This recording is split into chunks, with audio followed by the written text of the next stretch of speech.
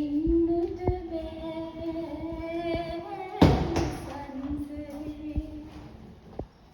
අනේ මොකද මේ වෙලා තියෙන්නේ? මට ඕන දෙයක් මට වෙච්චාවේ අහස කඩාගෙන වැටුණාවේ ගණන් ගන්න එපා සුළු දේවල්.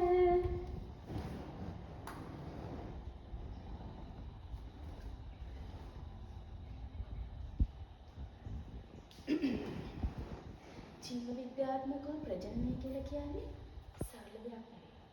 ඒක බොහොම සංකීර්ණ ගැටයක්. අනේ මගේ මැඩම් මොකද්ද වෙලා තියෙන්නේ කියලා කියන්නකෝ.